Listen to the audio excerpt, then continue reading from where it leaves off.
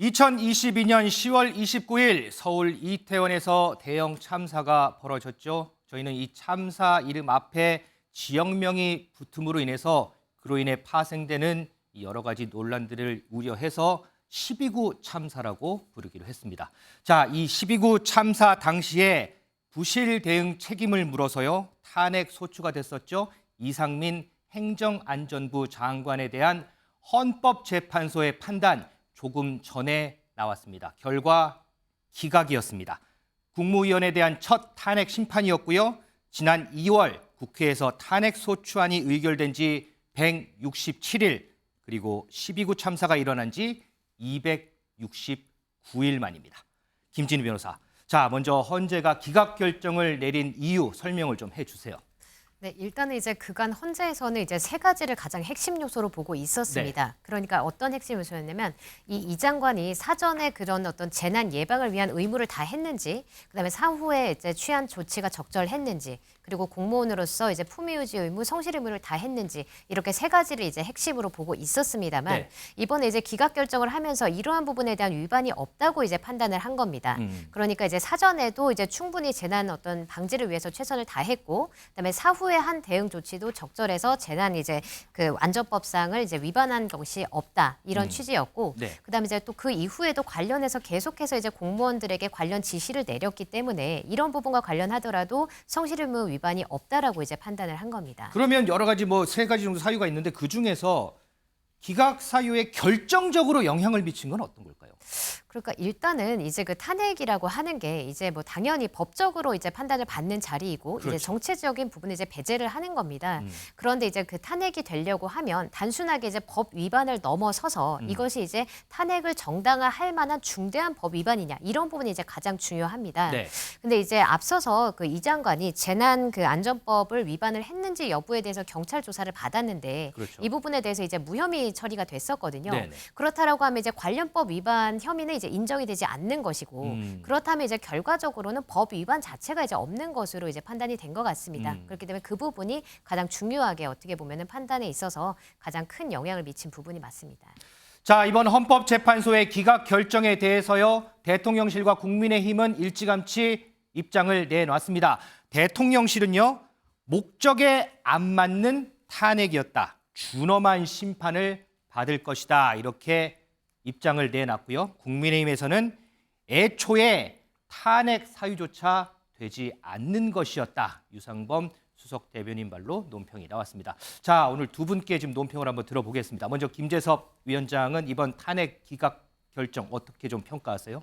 처음에 탄핵 소추안이 가결됐을 때에도 여당에서는 이 사안이 탄핵 인용되긴 쉽지 않을 거다. 왜냐하면 탄핵 심사 같은 경우에, 심판 같은 경우에는 결국 법률 위반 여부를 다투기 때문에 이상민 장관에게 정치적, 도의적 책임이 있을지언정 이것을 법률 위반으로 보기는 어렵기 때문에 사실 여당에서도 탄핵 소추안은 아마 기각될 거다라고 이야기를 계속했었고요. 많은 법률 전문가들도 비슷한 의견을 다 내놨습니다. 네네.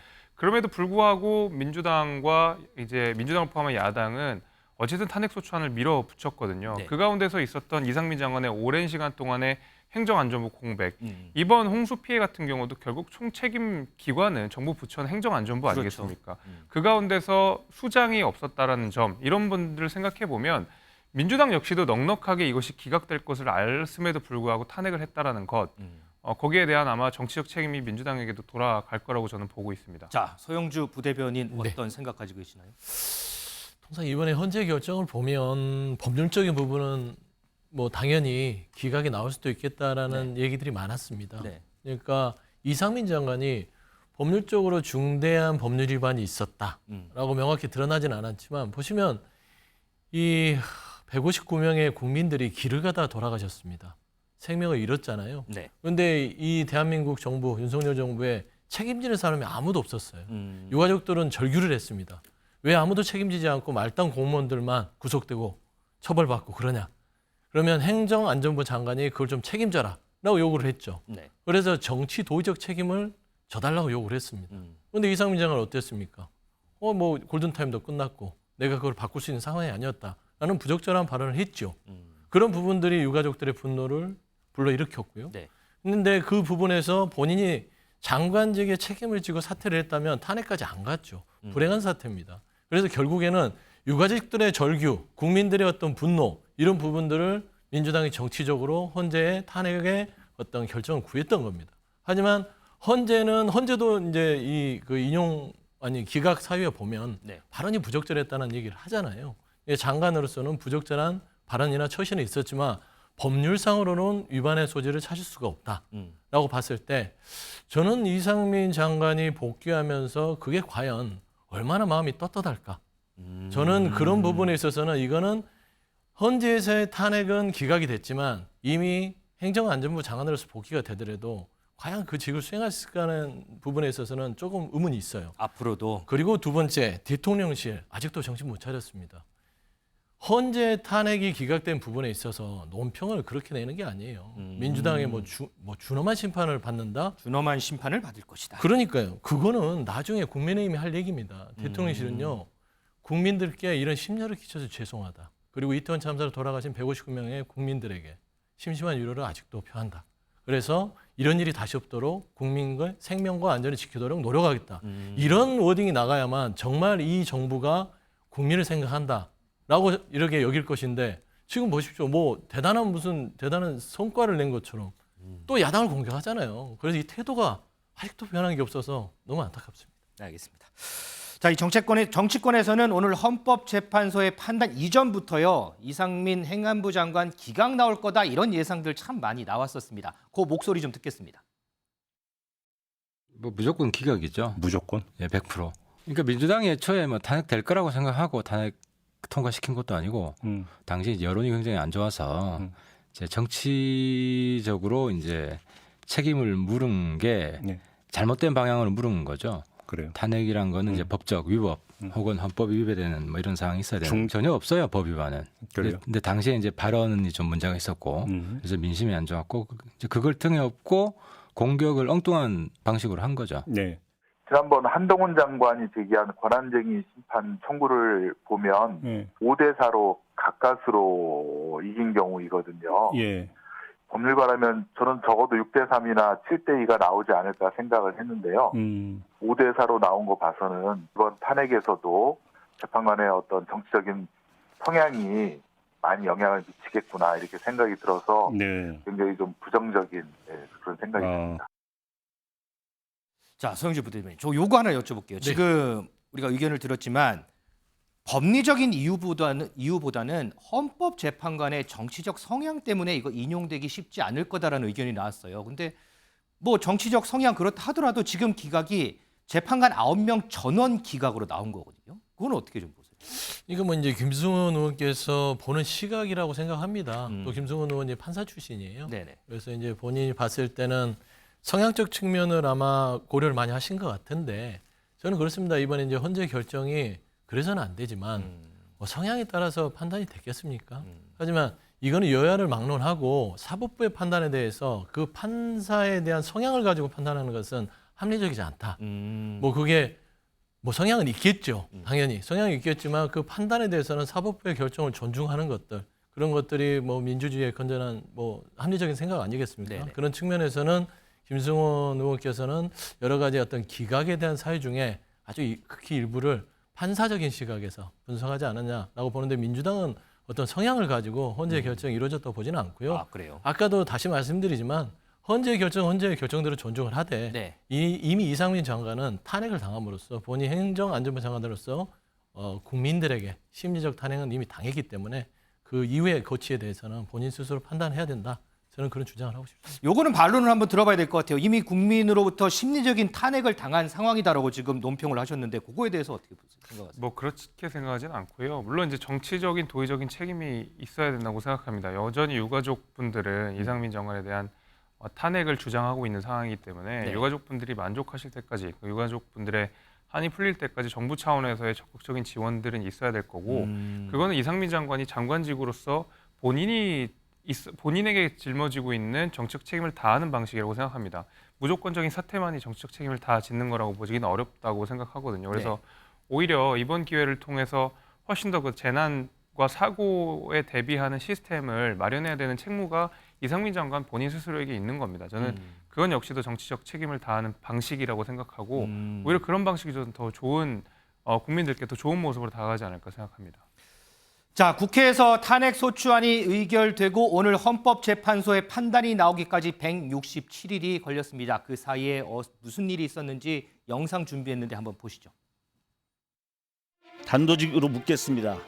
아직도 왜 그 자리에 계십니까? 누차 말씀드렸습니다만 제 현재의 자리에서 제가 최선을 다하는 것이 제 책임을 가장 제대로 수행하고 있는 것이라고 판단을 하고 있습니다. 국정조사는 끝났고 경찰 수사 발표도 끝났습니다. 이미 대통령과 검찰, 정부와 여당은 이상민만큼은 최법권으로 신성불가침으로 여겨두는 듯합니다.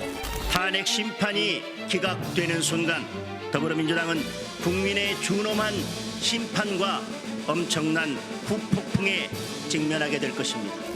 행정안전부 장관 이상민 탄핵 소추안은 가결되었음을 선포합니다. 꼭 이상민 장관은 탄핵이 되어야 되고 탄핵이 되어져야만 안전할 수 있는 나라가 되어질 것이라는 확신을 가지고 있습니다.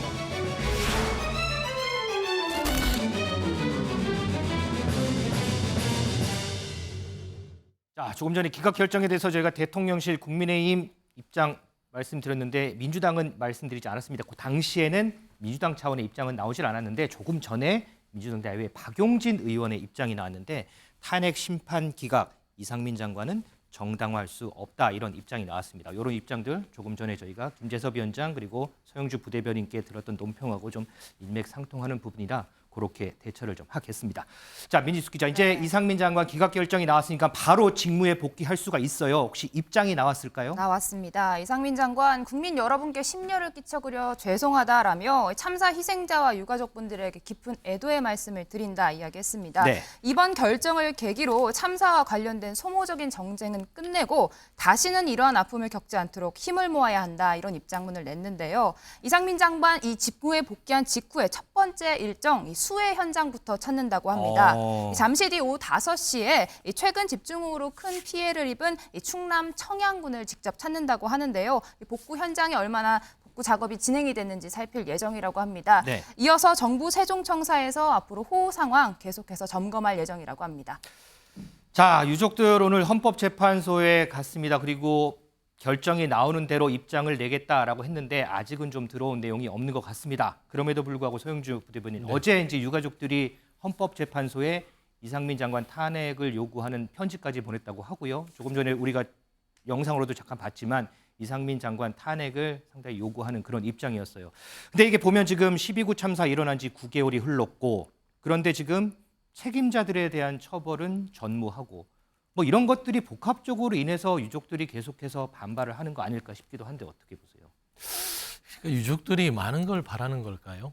그러니까 본인의 생태 같은 자식들의 목숨을 잃었는데 대한민국 행정안전부 장관이 책임지는 모습 좀 보여달라고 요구하는 게 정부가 그렇게 야박해야 될까요? 그러니까 이게 정치적으로 탄핵까지 갈 사연은 아니었다니까요. 그러니까 지금 유족들은 이상민 장관의 탄핵을 통해서 뭘 얻고 싶겠습니까? 본인들의 그 억울함과 이 분노, 이 국가가 우리 자식들을 지켜주지 못한 부분에 대해서 분풀이 할 때가 필요한 거예요. 네. 그러면 그 분풀이를 누가 해줘야 되냐면 대한민국 정부가 해줘야 됩니다. 그 또한 정부의 책임이다라는 측면에서 이상민 장관 법적으로 그래요. 헌재에서 기각돼서 책임 없습니다. 보통 이런 얘기를 하죠. 권력 있고 돈 있는 사람들은 자주 쓰는 말이 있습니다. 법대로 해. 법대로 하면요. 권력과 돈 앞에서요. 이길 수 없습니다. 유족들이 행정안전부 장관보다 셀까요? 거기는 국민들이에요. 힘없는 국민들이 뭉쳐서 얘기합니다. 행정안전부 장관, 이상민 장관님, 본인이 설령 책임이 없다 하더라도 그 장관의 자리, 그 무게감, 그걸 느낀 다음에 이상민 장관은 솔직히 본인의 거취를 결정함으로써 유족들을 달래고 이 정부에 도움이 되는 그런 결정을 했었으면 맞아요. 왜 야당에서 탄핵까지 추진해서 이런 결정들에 또 통해서 또 기각이 되고 대통령실과 또 야당은 각을 세우고 국민의힘과 민주당은 싸우게 되고 과연 이게 생산적인가요? 소모적 논쟁은 누가 일으켰죠? 이거는 현 정부와 이상민 장관의 결정에서 비롯됐다고 봅니다. 그래서 저는 유족들의 마음을 어떻게 달랠지는 모르겠지만 자식을 잃은 슬픔을 이 정도로 달랠 수 있는 정부 저는 기대하지 않는다. 그런 말씀드립니다. 자, 기각 결정 이후에 이상민 장관의 행보 이 부분도 조금 저희가 좀 주의 깊게 좀 보도록 하겠습니다. 그나저나 김진우 변호사, 이 재판은 왜 이렇게 좀 더디게 흘러가는 건가요, 이게 지금? 네, 일단은 이제 그 관련 재판부가 이제 그 지금 해당 사건을 맡고 있는 재판부 말에 따르면 정말로 이제 물리적으로 시간이 너무 부족해서 지연이 되고 있다. 이렇게 지금 입장을 밝혔습니다. 그러니까 이제 보통 이제 재판부가 동시에 담당하는 사건이 기본적으로 한 100건이 넘어가는 게 일반적인데 지금 이 재판부도 동시에 한 150건 정도의 사건을 담당을 하고 있다고 합니다. 그리고 이제 보통은 월요일이 가장 이제 중요한 사건, 무거운 사건을 보통 처리를 하는데 지금 이 재판부에서도 월요일을 온전히 지금 이 사건에만 이제 쏟고 있는데도 불구하고 정말로 이제 말 그대로 시간이 너무나도 부족하다는 게 이제 그 지연의 이유이고요. 그다음에 또 이제 그 검찰 역시도 이제 뭐 행보가 좀 느리다 이런 지적이 있는데 이런 지적이 나오는 거는 지금 기소를 안 하고 지금 한 6개월 지금 시간을 끌었다 이런 어떤 얘기가 나오기 때문입니다. 근데 이제 검찰에서도 이제 하는 얘기가 검찰에서는 증거 그리고 사실관계 그리고 또 어떻게 보면 이제 법리 검토 이거 외에는 특별히 다른 것들은 전혀 고려할 것이 아니기 때문에 법리 검토에 이 부분은 좀 시간이 걸리고 있다 이렇게 이제 보는 게 맞습니다. 알겠습니다. 자, 이상민 행정안전부 장관에 대한 탄핵 심판 선고 정리해 봤고요.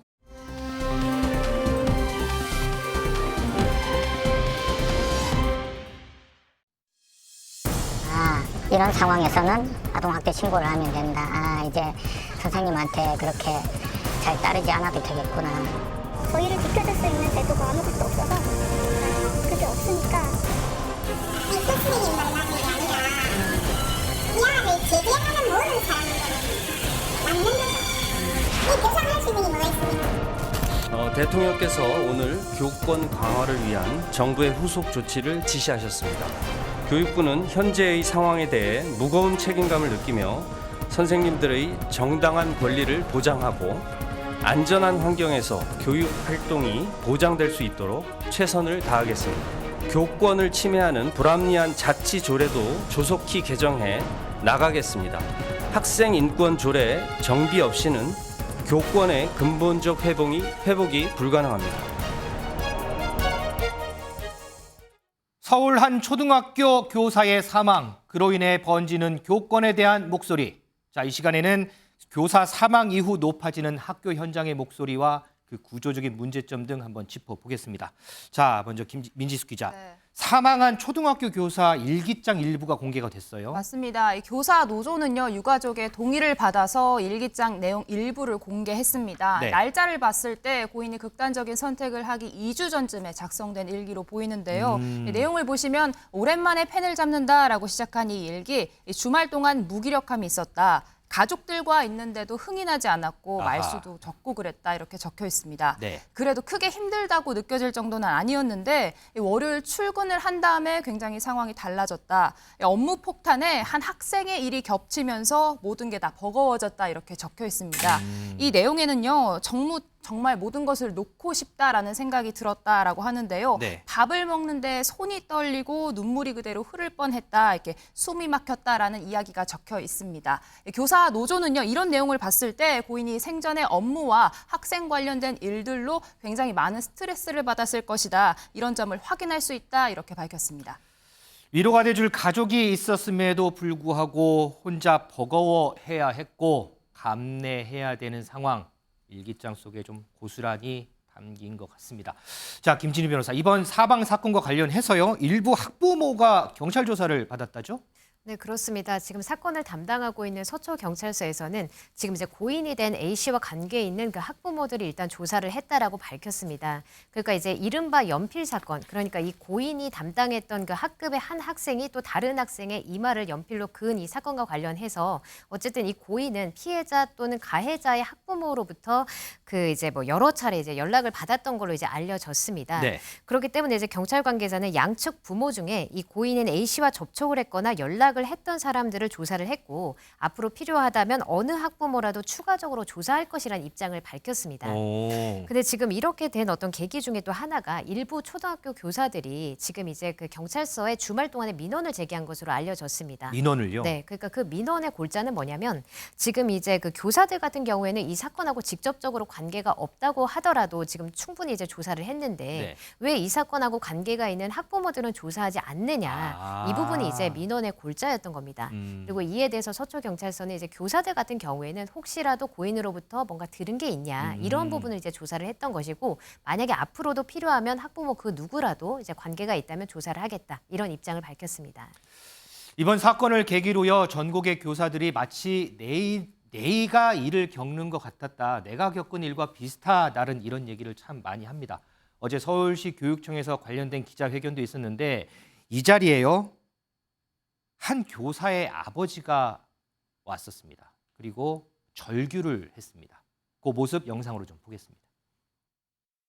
네, 우리 딸은 꽃송이 전화 못 받고 죽었습니다.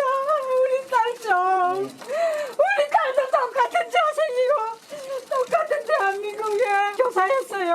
똑같은 한테도 자랑스러운 딸입니다. 다 같이 처리해 주세요. 선생님, 교육관님. 이는 사립이라서 시간이 엄청 많이 걸린다고 막 그런 얘기를 하시더라고요. 이번 대책위에 같이 이어주세요, 교육관님. 상대적으로. 네, 같이 조사하게 해주십시오.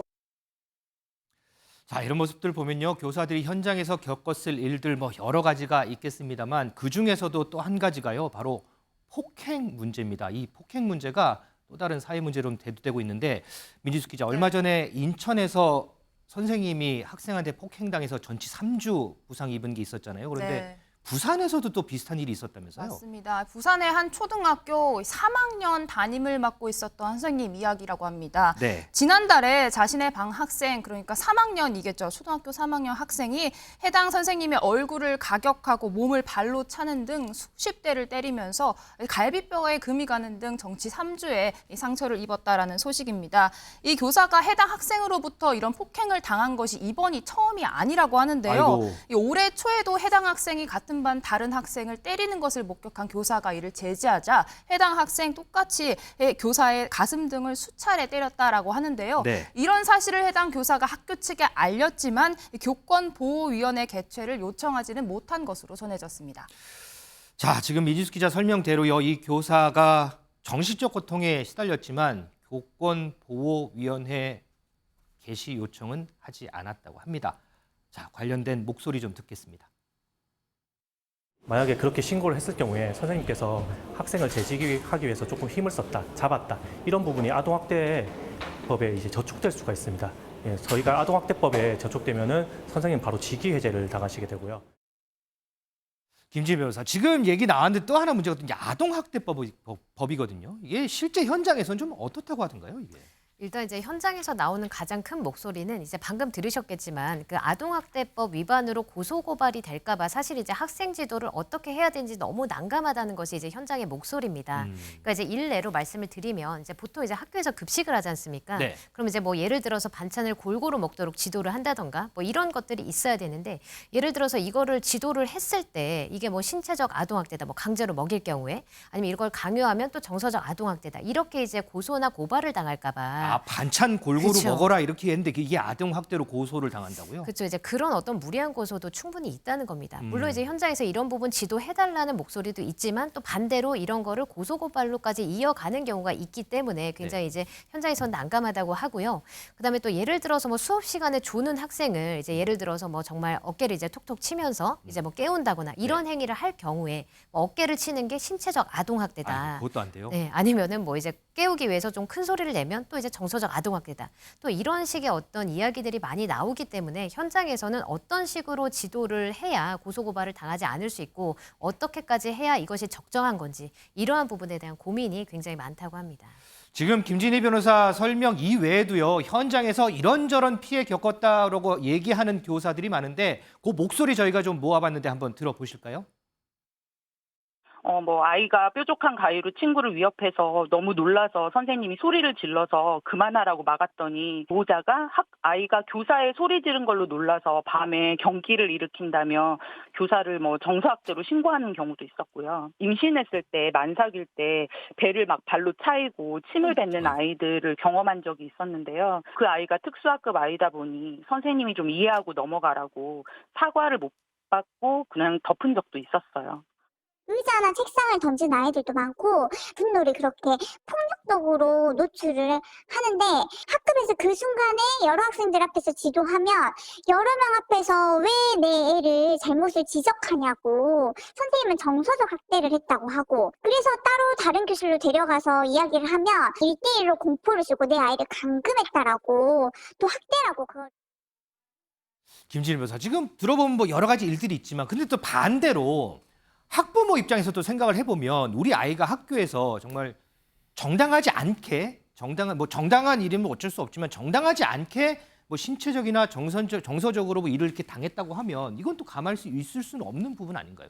그렇죠. 말씀하신 바가 맞습니다. 그러니까 이게 언제나 이제 적정선이 가장 중요한 것이고 예를 들어서 이제 뭐 정말 이제 부당하게 뭔가 이 선생님으로부터 이거는 지도 행위를 벗어나는 수준의 것이다. 이런 것을 당했다면 그때는 당연히 뭐 경찰이 아동학대로 뭐 고소를 할 수도 있을 것이고 아니면 뭐 민원 제기를 할 수도 있겠죠. 근데 지금 문제는 그게 아니라 적정한 수준의 지도였는데도 불구하고 이것이 이제 무리하게 무조건 뭐 이거는 뭐 하면 아동학대다. 이렇게 하는 것이 지금 문제라는 것이고 그래서 적정 수준 넘어가면 당연히 고소도 할 필요는 당연히 있겠습니다만 그게 아니라고 한다면 어느 정도는 좀 수용하고 지도의 일환으로 받아들일 부분은 받아들이는 그런 것도 중요하다고 생각이 듭니다. 김재수 위원장. 그래서 이제 여러 가지 이제 얘기를 들었을 때 지금 대두되는 게 교권이거든요. 그래서 어제 윤석열 대통령이 교권을 침해하는 불합리한 자치조례 개정을 추진해라 이렇게 지시를 했어요.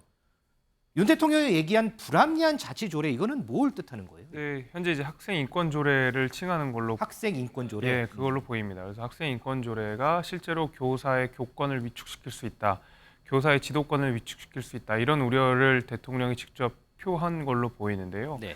이 학생 인권 조례보다 더 큰 문제점들이 많이 있습니다. 앞서서 말씀하신 뭐 아동복지법도 마찬가지고요. 학폭 방지법도 마찬가지고요. 이런 데에 보게 되면 그 문구들 들어보게 되면 실제로 교사의 학습 교권을 좀 위축시킬 수 있는 문항들이 상당히 있거든요. 예를 들면 아동복지법만 해도 정서적인 고통을 아동에게 주지 못하도록 되어 있습니다. 근데 정서적인 고통이라고 하는 것이 상당히 포괄적이고 애매하거든요. 그러다 보니까 교사들은 이도저도 못하고 아동들에게 이렇다 할 지도를 못하게 되는 상황이 있고요. 학폭 방지법도 마찬가지입니다. 학폭방지법에 따라서 학폭심의위원회를 열리게 되는데 학폭심의위원회에서 나온 결과를 가지고 학생들이 직접적으로 입시에 영향을 받다 보니까 이 가운데서 소송이 난무하고 그 가운데서 교권들이 상당히 위축되는 부분들이 생기거든요. 이제 학생 인권조례는 한 단편인 것 같고요. 그 밖에 실제로 교권을 위축시킬 수 있는 법률들에 대한 재개정, 그다음에 여기에 대한 논의들도 저는 수반돼야 한다고 봅니다. 서영주 부대변인, 민주당에서 논평을 냈더라고요. 원인은 일부 학부모들의 갑질과 괴롭힘인데 학생 인권 탓을 하니까 이거 황당하다 이렇게 논평을 냈더라고요. 민주당에서. 뭐 그 말은 이제 너무나 자명한 얘기입니다. 그러니까 윤석열 대통령이 문제 풀어가는 방식이요. 원인을 정확하게 들여다보려고 하지 않으시고요. 뭔가 타켓을 딱 잡고 뭔가 갈등 구조를 만들어갑니다. 예를 들면 학생 인권 조례가 문제가 있어서 교권이 침해당한다 이런 논리거든요. 그러면 교권은 선생님 아닙니까? 그렇죠. 학생 인권 조례는 누가 있습니까? 학생과 학부모가 있습니다. 근데 이 둘의 관계는 이건 제로섬이 아니에요. 비례 관계도 아닙니다. 학생 인권 조례가 더 낮아진다 해서 교권이 높아진다 이건 아닙니다. 동시에 그건 높아져야 될 부분이고요. 예를 들어 교권 부분에 침해당하는 부분이 있으면 현상에 대한 보완을 해야죠. 네. 예를 들면 교육부의 어떤 고시 개정을 통해서 행정 지도를 하면 되는 것이고요. 그다음에 학교의 전반적인 상황 자체가 지금 이번에 발생한 그 안타까운 서희초 사건이 학생 인권 조례 때문입니까? 아니잖아요. 대부분 보면 이 교사들이 부담을 느끼는 건 두 가지입니다. 학부모들, 극성 학부모들의 과다한 연락이라든지 간섭 거기에 대해서 못 견디는 거예요. 그다음에 왜 그거를 못 견딜 수밖에 없냐?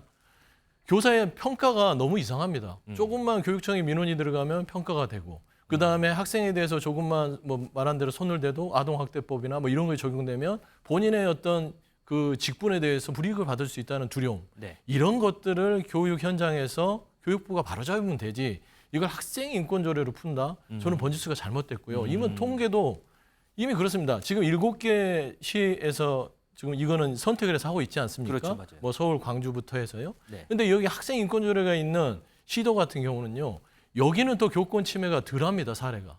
차라리 학생 인권 조례가 없는 그 시도가 더 교권 침해가 더 많아요. 그 부분은 뭐 지금 뭐 이게 정확하게 명확하게 이건 수치로 나온 건 통계적으로 아니고. 나와 있어서 오늘 제가 이제 설명하기는 시간상 그렇고요. 그럼 이제 살펴보시면 됩니다. 네. 국민들께서. 그렇기 때문에 윤석열 대통령께서는 이거를 가지고 좀 갈등 구조로 만들지 마시고 만에 한다면 교사들에게 학부모들이 조금 더 간섭하는 부분들을 제도적으로 막고 그다음에 학생들이 수업을 하는 데 있어서 본인들의 책무에 대해서 좀 더 지도할 수 있는 그런 방향으로 단순하게 해결할 수 있는데 학생 인권 조례가 문제다. 저는 번지수 틀렸다. 그렇게 평가하고 싶습니다. 그래서 지금 이 자리에서 논의된 것처럼요. 지금 정치권 여야에서도요. 교권 보호에 대해서는 공감을 합니다. 하지만 이 학생 인권 조례에 대해서는 좀 엇갈린 반응들을 내놓고 있는데 그 목소리 좀 듣겠습니다. 교권을 넘어 생존권을 호소하는 교사들의 목소리에 진지하게 관심을 기울이고 해결책을 찾아 실행해야 할 때입니다. 교권 추락의 원인 가운데 하나로 지목되고 있는 것이 2010년경부터 도입되기 시작한 학생 인권 조례입니다. 내세운 명분과는 달리 학생 반항 조장 조례이자 학부모 갑질 민원 조례로 변질된 것입니다. 학부모님들 가운데 도저히 받아들이기 어려운 방식의 민원 제기, 그것을 처리하는 과정에 있어서 선생님의 인권이 철저하게 유린되는 이런 상황에 대한 문제 제기가 많이 있었습니다. 민원을 선생님께 부담 지우지 않는 방식으로适当하게 처리할 수 있는 가장 좋은 방법이 뭔가에 대한 고민을 저희들이 많이 하고 있습니다. 김진우 변호사, 지금 제 상황 보면 여기 이제 교권 강화, 이쪽에는 이제 학생 인권, 이 두 가지가 지금 대립하는 양상이거든요. 김 변호사는 개인적으로 지금 어떻게 좀 보세요, 이 상황? 일단은 조금 당연히 절충점을 좀 찾아야 될 것 같습니다. 그리고 그 절충점을 찾아가는 방법은 이제 양측이 좀 아무래도 이제 사람과 사람의 관계가 이제 기본이기 때문에 네. 서로 조금 인내하고 바른 마음가짐을 가지는 게 가장 중요하고 그러한 부분이 부족한 게 제도적으로 당연히 뒷받침이 돼야 된다고 저는 생각을 합니다. 그러니까 예를 들어서 학생이나 학부모는 아까 말씀드렸던 것처럼 적정한 수준의 지도 방법이라고 하면 이런 것을 인내하고 받아들일 수 있어야 하고 네. 또 마찬가지로 교사 역시도 조금 더 이제 편리한 지도 방법이 있다 하더라도 조금 더 불편하더라도 학생의 어떤 복리나 이런 것들을 생각을 해서 조금 힘든 방법도 감내를 하면서 지도를 할 수 있어야 된다고 생각을 합니다. 그리고 이러한 부분이 뭐 예를 들어서 어떻게 어떤 방법으로 지도를 해도 되는지 이런 것들이 조금 구체적으로 제도적으로 이런 것들이 정해져야 되고 그렇게 해서 뭐 교사들이 뭐 이런 민원이 있으면 교사들의 민원도 또 수용을 할 수 있는 이런 제도를 마련을 한다든지 그래서 이런 어떤 마음가짐을 기본으로 해서 제도적으로도 뒷받침이 될 필요가 있다고 생각합니다. 자, 이 교권 그리고 학생 인권 뭐 어느 것 하나 중요하지 않은 게 있을까요? 하지만 이 중에서도요. 권리도 있지만 책임도 함께 부여를 해야 된다는 목소리가 많습니다. 이 문제에 대해서 우리도 이제는 진지하게 좀 생각을 해보면 어떨까 이런 생각도 좀 해봅니다.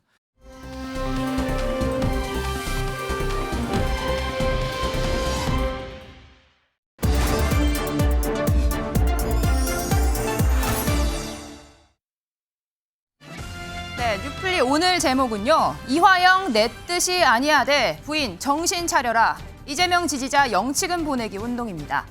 이 비용 대납을 요청한 적은 없지만 김성채 전 회장에게 방북 신경 써주면 좋겠다고 이야기했다. 이화영 전 경기도 평화부지사의 옥중 편지 내용입니다. 최근 이재명 당시 경기도지사에게 쌍방울 대납을 보고했고 이 답변까지 받았다는 보도가 이어지자 직접 해명에 나선 건데요. 이화영 지지사 진실 범죄 회유한 게 아니냐 하는 거죠. 검찰의 그 부실한 소설을 여당이 베끼기 하고 있는 것 같습니다. 네, 앞서 남편의 진술 번복 논란, 전기 고문 수준의 검찰의 압박 때문이라고 주장한 이 전 부지사의 아내. 어제 이런 논란을 야기한 남편의 변호인을 해임하겠다는 신고서 법원에 제출했습니다. 이에 변호인 없이 홀로 재판에 나온 이화영 전 부지사, 오늘 법정에서 아내가 뭔가 오해하고 있는 것 같다. 변호인 해임은 자신의 뜻이 아니다. 직접 밝혔습니다. 이 말에 방청석에 앉아있던 이 전 부지사의 아내는요. 이재명에게 보고한 적 없다고 하지 않았냐. 그래서 해임서를 냈다라며 이전 부지사 본인이 검찰에 회유를 당한지도 모르는 것 같다. 정신 똑바로 차려라. 고함을 치는 소동이 있었습니다. 이 검찰을 향해서도 이게 이화영 재판입니까? 이재명 재판입니까? 이렇게 목소리를 높였다고 하는데요. 남편분이랑 입장이 근데 좀 다른, 가족이랑 좀 다른 게 왜 그렇다고 저는 모르겠어요. 왜 저 사람이 저렇게 됐는지 모르겠습니다. 네. 오늘 변호사님이 안 오신다고 하신 것 같아서 저희는 좀 볼게요. 일단은. 안에서 했던 입장은 일단은 그대로이신 건가요, 지금? 네. 네, 어제 민주당 의원들도요, 검찰의 압박 수사 의혹을 제기하며 이 수원지검 항의 방문했었죠.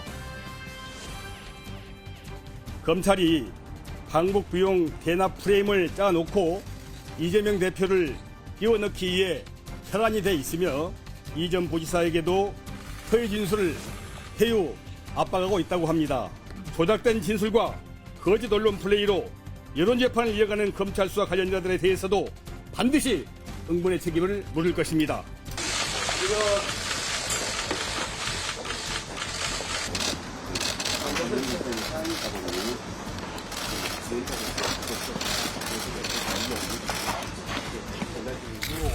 인권 침해 범죄가 이루어지고 있다면 그것을 확인하고 막기 위해서 이렇게 왔는데 그 자체를 안 만나주겠다고 하는 것은 저희로서는 정말 답답해요. 네, 하지만 이런 당 인사들의 방문, 정작 이화영 전 지사는 부담스러워했다라는 소식도 전해졌는데요. 본인은 법리적으로 열심히 다투려 했으나 정치적으로 비춰질 것을 우려했다는 겁니다. 이화영 전 부지사의 실토로 드러난 진실을 다시 뒤집으려는 방탄 방문이며 이재명 대표에 대한 다음번 체포 동의안 표결에 대비한 정당한 영장 청구가 아니라는 조건을 발동시키기 위한 빌드업입니다. 오죽했으면 이화영 전 부지사까지도 자신을 돕겠다며 수원지검을 항의 방문한 더불어민주당 의원들에 대해 부담스럽다고까지 했겠습니다. 네, 민주당 이원욱 의원도요, 부끄러운 민주당이란 글에서 검찰에 이화영 뒤에 당이 있다는 메시지를 전달한 것이다. 하지만 당 율사들이 찾아갈 곳은 검찰청 앞이 아니라 민생의 현장이다. 이렇게 꼬집었습니다. 박범계 의원, 아침부터 총알을 맞아 파란 피가 흥건하다. 이런 글을 올렸는데요. 어제 검찰을 찾은 이유 이렇게 설명했습니다. 아니죠. 도와주기 위해서 간 게 아니죠. 저희 민주당에 접수된 이화영 전 부지사 부인의 인권 침해를 호소하는 거기에 대해서 대책을 꾸려달라는 취지의 그러한 탄원서가 있고 이연이어서 이화영 전 부지사가 민주당에 접수한 친필 서면 편지가 있기 때문에 저희들은 인권 침해가 있으면 안 되지 않습니까? 예, 그렇기 때문에 그것을 확인하기 위해 간 것이지. 네, 앞서 옥중 편지가 나오기 전에요. 이재명 측근인 민주당 의원이 이화영 측을 찾아갔다라는 의혹. 이 장해찬 최고위원, 김영진 의원이 맞냐 이렇게 질문을 던졌는데 아직 답을 받지 못했다고 합니다. 이틀째 묵묵부답입니다. 중요한 것은 김영진 의원이냐 아니냐보다는 이재명 대표의 최측근인 현역 국회의원이 이화영 전 부지사의 가족을 만나서 회유를 했다면 그 자체로 심각한 사법농단 스캔들이고 이게 참 영화 아수라가 많이 생각이 나는데 이런 식으로 주요 피의자나 그 피의자의 가족들에게 회유 내지는 압박을 행사하는 것은 대한민국 사법체계를 무너뜨리는 일이기 때문에 만약 이재명 대표가 시켰다면 그 시킨 부분에 대해서도 이재명 대표가 법적 책임을 져야 될 겁니다. 네, 이런 가운데 요 며칠 사이 이재명 대표 지지자들이 주로 활동하는 커뮤니티에 퍼지는 한 게시물입니다. 이화영 전 부지사의 구치소 주소와 영치금을 보내는 은행 계좌번호가 적혀 있는데요. 고통스럽겠지만 굳건히 버텨주시길 이러한 댓글이 달려 있습니다. 이재명 대표에 대한 사법 리스크 재조명되면서 체포동의안 표결을 기명으로 바꿔야 한다는 최근 민주당 혁신위 제안도 논란을 자초했다라는 비판이 나옵니다. 이재명 대표가 자신은 불체포 특권 포기하겠다라고 6월달 정당 대표 연설에서 밝혔지 않습니까? 그렇게 밝혔는데 또 이걸 기명 투표로 하자. 지금 이 당내의 특수한 상황을 고려한다면은 좀 앞뒤가 안 맞는 거 아니냐 이런 의구심이 들 수가 있습니다. 이게 다 나오는데 그러면 불체포 투표에 동의한 사람들에 대해서는 또 그 수박이라 그러면서 집중적으로 공격하고 뭐 낙천 운동 같은 게 벌어지고 하지 않겠습니까? 그걸 의원들에게 의식하지 마라라고 하는 것도 사실 좀 무리라고 보여지거든요. 그러니까 괜한 말씀해가지고 좀 논란을 자초했다 난 그래 봅니다. 소영주 부대변인님, 오전에 이화영 전 부지사 재판 내용 들으셨을 텐데 굉장히 이례적이었습니다. 아내는 변호사를 해임하겠다라고 하고 당사자는 내 뜻이 아니다 고성이 오가는 상황이었는데요. 이런 내용 어떻게 보셨습니까? 일단 보면 이제 이화영 전 부지사와 그 아내분의 어떤 뭐 다툼이라고 벌어질 수 있는 것 같은데 지금 이화영 전 부지사가 구속 수감된 지 10개월이 됐습니다. 네. 10개월 동안 지금 현재 검찰이 수사하는 것은 이화영 전 부지사와 뭐 김성태 쌍방울 회장과의 이제 대북 어떤 대납 송금인데 여기에 이재명 대표가 관련된 거를 10개월 동안 못 찾았어요. 그러다가 최근에 이제 진술이 나왔다는 보도가 있었는데 그 진술이 바뀌었다는 거잖아요. 근데 그것도 이제 그런 취지의 진술이 바뀌었다라고 전해졌다는 보도인데 그런 보도가 있는 다음에 이화영 전 부지사가 어떻게 했죠? 나는 그렇게 한 사실이 없다고 자필 메모를 남깁니다. 그 와중에 부인이 또 이런 얘기를 또 SNS에 날리죠. 뭐냐면 이화영 전 부지사가 10개월 동안 이 구속 수감되면서 정말 군부 독재 시절에는 물리적인 어떤 폭력, 어떤 구금에 힘들었지만 이 심리적 구금 상태가 탄원서를 냈었죠. 네, 너무 힘들다. 탄원서를 냈죠. 이제 그런 상황에서 이제 이화영 전 부지사와 이 아내의 관계 자체가 동지적인 관계예요. 대학 시절에 만나서 오랫동안 이 이화영 전 부지사를 지켜봤거든요. 근데 부인으로서 이화영 전 부지사의 어떤 태도를 보면 실망스럽다는 겁니다. 지금 이 태도가 그 재판장에 나온 거예요. 네.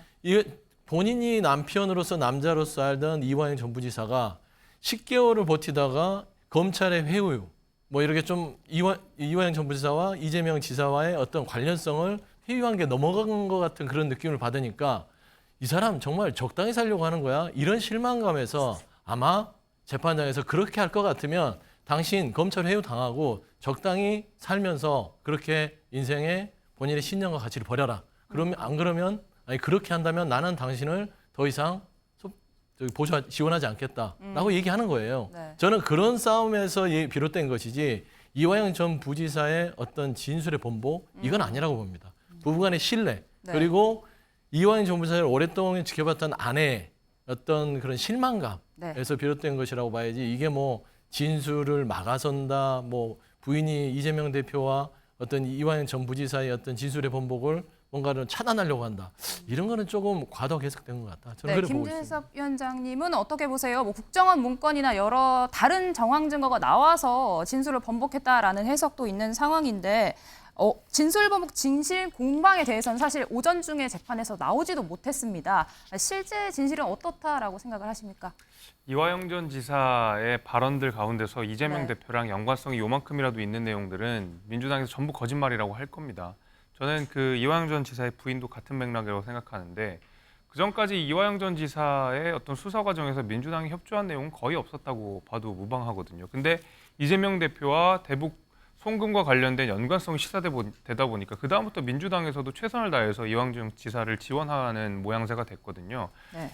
이재명 대표와 관련된 그 어떤 발언도 다 거짓말이다. 이것을 답을 정해놓고 지금 민주당 진영에서 일관하고 있는 상황이기 때문에 부인 역시도 저는 그런 맥락이라고 봅니다. 이재명 대표에 대해서 어떤 대북 송금 관련된 연계성을 끊어내려고 하는 그 일관된 움직임, 저는 그 맥락이라고 봅니다. 오히려 일관된 맥락이라고 보셨고요. 이 와중에 이재명 대표 오늘 오전에 충남 부여 수해 복구 현장을 찾았습니다. 이곳에 내려가는 길에 당원과 소통을 계속 이어갔는데요. 직접 보고 오시죠. 지금 비가 오락가락하는데 우리는 비닐하우스에서 지금 지원 활동하기로 했죠. 그래서 비와 관계없이 좀 복구 지원을 할 수 있을 것 같아요. 자, 여러분 힘내고 다시 더 좋은 세상 우리 만들어야 되겠죠. 지금은 좀 암담하지만 우리 학이 따라서 더 좋은 상황 얼마든지 만들 수 있습니다. 직딩이나 예전만큼 집회나 카페 방문이 뜸해졌지만 항상 댓글 정하나 숨 쉬듯이 막가리는 합니다. 저 같은 분들 많으니 힘내세요. 총선 반드시 이겨서 상식 있는 대통령 만들어요. 감사합니다. 댓글이 너무 빨리 넘어가서. 김재섭 위원장님, 이 체포 동의안 관련된 내용이요. 이재명 대표 기명으로 바꿔야 한다라는 내용이 누가 어떻게 투표했는지를 확인해서 속간의 기용이다. 조응천 의원의 비판도 있었는데요. 어떻게 보셨습니까? 아니, 이재명 대표 입장에서 당연히 그런 비판 받을 수밖에 없죠. 그러니까 거의 체포 동의안이 가결될 뻔했던 경험이 본인이 있었기 때문에 저는 속아내려고 하는 의도도 분명히 있다고 보는데 이재명 대표의 변명이 궁색한 것이 책임을 이야기하고 있거든요. 그럼 그렇다면 본인은 과연 당대표로서 책임을 충실하게 이행했느냐? 저는 그렇게 보지 않습니다. 김남국 의원 탈당하면서 민주당에서 징계 피해갔습니다. 이재명 대표는 그 어떤 징계도 하지 않았고요. 송영길 대표뿐만 아니라 돈봉투 혐의를 받고 있는 민주당 의원들에 대해서도 그냥 탈당이 된 이유로 본인은 아무런 책임도 지지 않았습니다. 실제로 민주당에서 벌어지고 있는 여러 가지 사법 리스크, 정치적 위기에 대해서는 이재명 대표 스스로는 그 어떤 책임을 지지 않으면서 체포동의안과 관련돼서만 개개인의 의원들에게 책임성을 부여한다? 이것은 앞뒤가 안 맞는 모순된 내용이죠. 그래서 저는 이재명 대표의 변명도 굉장히 궁색하다고 봅니다.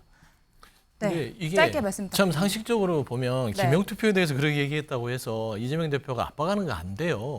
첫 번째는 교섭단체 연설에서 본인이 불체포 특권을 하겠다고 구체적으로 얘기를 했습니다. 부르면 가서 영장 실질 심사를 받겠다라고 네. 얘기를 했어요. 그러니까 검찰은 회기 중에 영장을 청구하면 됩니다. 그러면 나가겠다고 약속했죠. 근데 고약하게 회기 중에 그렇게 영장 청구가 되면 체포동의안 가결 부결을 해야 됩니다. 그때 기명투표가 들어갔을 때는 네. 잘 보세요.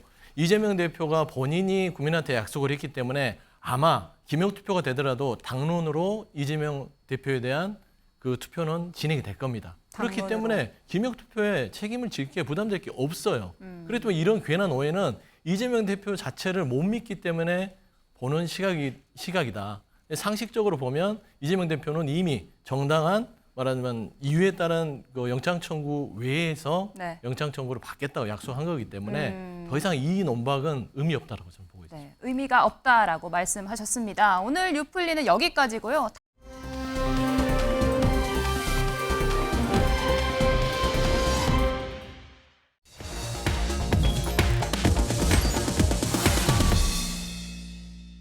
자, 이 배달 음식 주문 후에 이제 음식 드시고요. 리뷰 같은 거 많이 남기시죠? 저도 가끔 이제 리뷰 남기는데 거기 보면 점주분들이 일일이 다 이렇게 답글을 달아주십니다. 근데 오늘 온라인에서요. 이 답글 중에 하나가 상당히 하루 종일 화제였습니다. 그거 한번 알아보겠습니다. 김진희 변호사, 어떤 답글이길래 이렇게 하루 종일 화제가 됐어요?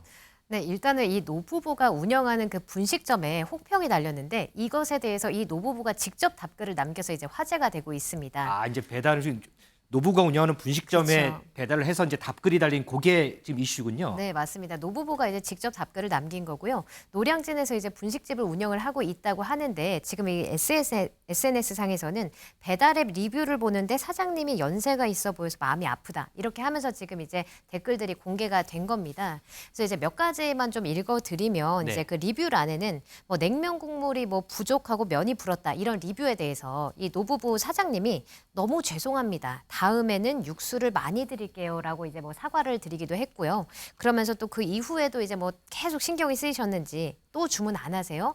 원하시면은 제가 메뉴를 하나 더 드리고 싶은데 다음에라도 혹시 주문 주시면 냉면을 꼭 얘기를 해달라. 그러면은 내가 기억이 나겠다. 뭐 이런 얘기도 이제 남겼었습니다. 그러니까 이제 뭐 굉장히 이제 하나하나 답글을 달면서 이제 열심히 운영을 하시는 거고 네. 그러다 보니까 이제 많은 분들이 좋아요를 이제 누르면서 이런 부분이 이제 확산이 됐고요. 그리고 또 이제 글 작성자 이렇게 한 사람에 따르면 이 할아버지가 연세가 굉장히 많으셔서 최근에는 이제 뭐 수술까지 받으셨다고 아이고, 하고 또 이제 배달 앱을 사용하는 게 익숙치가 않으시다고 합니다. 그러다 보니까 이제 조금 조작을 잘 못하시고 또 주문이 밀리면 당황하시기도 하고 하시지만 정말 이렇게 열심히 하시는 분도 계신다 이렇게 이제 이야기를 했습니다. 자, 하나 이게 보면 냉면 먹고 싶어서 시켰는데 냉면에 물이 없고요. 다 불었어요. 실망이 커요. 그랬더니 너무 죄송합니다. 다음엔 육수 많이 드릴게요. 냉면 얘기 꼭 하세요. 그래야 제가 기억하니까요. 너무 죄송했습니다. 이게 다 그냥 맞춤법은 이렇게 저희들 다 틀렸는데 그런데 저는 이제 진심들이 좀 느껴지는데 이런 진심들 보면 민지숙 기자 네. 참 마음이 아파요. 사장님은 정말 열심히 이렇게 댓글을 다시는데 네. 이런 그저 품평이 다 이제 비판하는 거잖아요. 혹시 긍정적인 이런 뭐 리뷰들은 없을까요? 네, 좋은 리뷰도 있었습니다. 맛도 맛이지만 푸짐한 양에 놀랐다 이런 리뷰가 적혀 있는데요. 해당 리뷰에 사장님 직접 또 글을 달았습니다. 네. 요즘에 우울한데 기분 좋은 리뷰 감사하고 고맙습니다. 이렇게 답글을 달았는데요. 앞으로도 양도 많이 드리고 더 맛있게 해드리겠다. 아이고. 조금 실수가 있더라도 잘 부탁드린다 이렇게 적었습니다. 또 그동안 겨우겨우 유지를 하다가 배달 어필이 생긴 덕분에 요즘 장사가 좀 잘 되고 있다 이런 오. 이야기를 하면서요. 네. 리뷰를 너무 잘 써주신 것 감사하다. 눈물이 핑 돌았다. 이렇게 감사 인사를 전하기도 했습니다. 제가 이제 오전 내내 온라인에서 이 사장님의 답글이 화제였다고 했잖아요. 그러면은 이 이제 기사들이 쭉 나갔을 거 아니에요, 민기숙 기자. 네. 그러면 밑에 이제 댓글들 쭉쭉 달려요. 어떤 반응들 좀 있어요? 네, 일부 누리꾼들은 이 맞춤법을 틀리실 정도로 이게 연세가 있는 어르신이 적은 글이라 눈물이 좀 핑 돌았다 이런 내용 긍정적인 이야기도 있었지만요. 아무래도 돈을 내고 음식을 받는 거잖아요. 그래서 이런 서비스 부분에서 조금 미흡했던 점에 대해서는 안 좋은 리뷰를 남기는 게 맞다 이러한 지적이 나오기도 했습니다.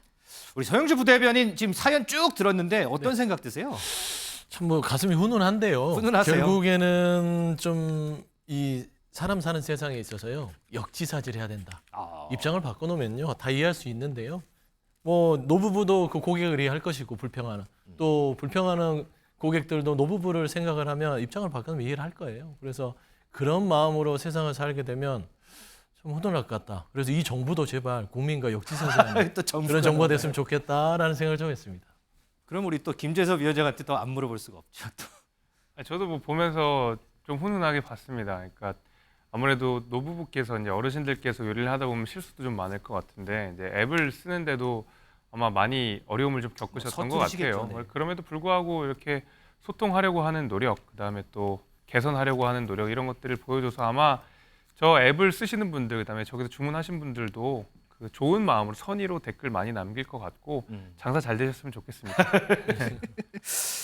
자, 아까 뭐 우리 민지숙 기자 설명했던 댓글들 보니까요. 물론 뭐 찬반이 있을 수는 있습니다. 뭐 내가 돈을 주고서 시킨 음식인데 이런 것들이 많이 뭐 주문을 했는데 여러 가지가 받아들이지 않으면 화가 날 수도 있을 것이고요. 그렇지만 그럼에도 불구하고 우리 여유라는 단어, 요 단어 하나만 좀만 더 생각을 해보면 어떨까 이런 생각을 해봅니다.